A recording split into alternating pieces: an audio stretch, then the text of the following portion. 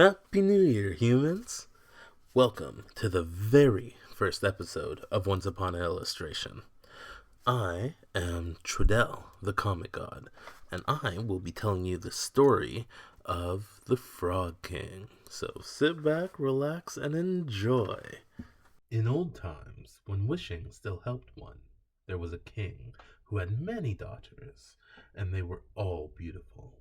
But the youngest daughter was so beautiful that the sun itself, which has seen so much, was astonished whenever it shone in her face.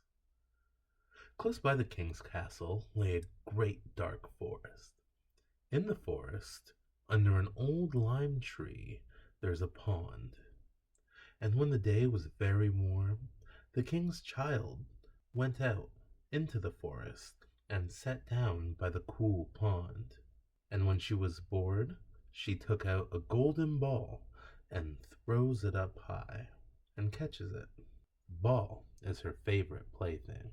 One day, while the princess was playing, the golden ball did not fall into her hand, but she dropped it onto the ground below. This happened so fast that all she could do was watch her favorite golden toy roll into the pond and see it disappear into the deep, murky water. So she started to cry, and cry more and more. She cried so loud all the creatures in the forest could hear her. She could not be comforted. As the princess laments, she hears a voice coming from the pond. "What's the matter, princess? Your tears would melt a heart of stone." She looks in the direction of where the voice came and is shocked to see a frog that's stretching its thick, ugly head from the water. "Oh, old water splasher, is that you?" she asks. "I am weeping for my golden ball. It rolled into the pond, and I don't know how to get it back." "Ah, do not cry, my princess," says the frog. "I can help you. But what will you give me if I bring back your plaything?" The princess's eyes light up.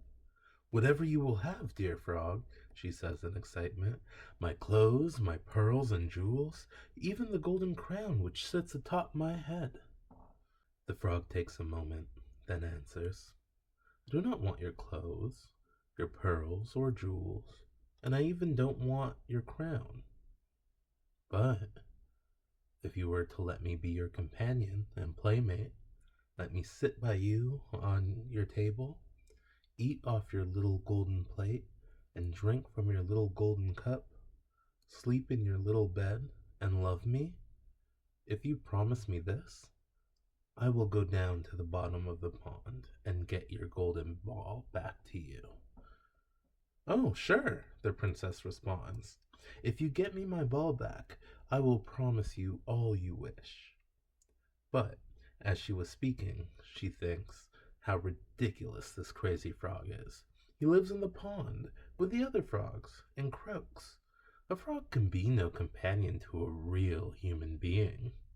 After getting his confirmation from the princess, the frog sinks down into the water. The frog pops up with the golden ball in his mouth not long after, and he spits it back onto land. The king's daughter is ecstatic to see her beautiful plaything once again. She picks it up and bolts back to the castle. The frog is shocked and calls after her, "Hey, hey, hold up. Wait a minute, take me with you." But she ignores him and keeps on running. The next day, the princess sits down at the dinner table with the king, her sisters, and all the courtiers. As she starts to eat, she hears a splish, splash, splish, splash, splish, splash. Then, a knock at the door. A voice shouts, "Princess, young princess, open the door for me." She rushes to the door to see who's outside, but when she opens the door, she sees the frog sitting there. She is dumbfounded. She slams the door as fast as possible and returns to the dinner table as quickly as she left, now sitting frightened. The king sees the distress in his daughter and decides to ask what's wrong. "My child, what are you so afraid of?" Is there perchance a giant outside who wants to carry you away? No, father, she replies. It is no giant, but a disgusting frog. What does a frog want with you? The king asks. So she tells him about how she dropped her ball in the pond and how the frog got it back for her and what she agreed to do for it. But she tells her father that she never expected that the frog could get out of the water, and she definitely didn't expect him to come all the way to the castle. And now he wants to come in. As the princess is explaining the story, the frog is yelling outside, "Princess, youngest princess, open the door for me. Do you not remember what you said to me yesterday by the cool waters of the pond? Princess, youngest princess, open the door for me." The king responds to his daughter, "That which you have promised you must perform. Go and let that frog in." She listens to the king, gets up, and sadly opens the door. The frog hops in and follows her to her seat. As she sits down, the frog asks to be lifted up and sit next to her. She shoots him a dirty look, but the king speaks up again, and she does as she's told. Once he's on the chair, he has to be on the table. And once he's on the table, he says, "Now, push your little golden plate closer to me, so we may eat together." So they eat together. The frog is really happy, enjoying his food and just loving life. But the princess is not. She is disgusted that the king would make her do this. Every mouthful she takes seems to choke her. Soon after the frog empties the little golden plate, the frog lazily says, "I have eaten, and now I am satisfied. Carry me into your room and make your little silken bed ready, and we will both lie down and go to sleep." The king's daughter began to cry.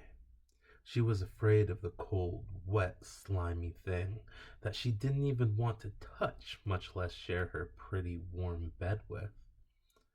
But when the king saw this, he flashes her a furious look. "He who helped you when you were in trouble ought not to be despised by you afterwards." So she picked up the frog, trying her best to touch as little of it as possible, and carries him upstairs. And once they get to her room, she puts him in a corner. But when she was in bed, he crept to her and said, "I'm tired. I want to sleep as well as you do. Lift me up, or I will tell your father." Hearing this, the princess gets furious, picks him up, and throws him with all her strength right into her wall. "Now you will be quiet, odious frog." But where the frog landed now sits a handsome prince, looking up at her with beautiful, kind eyes.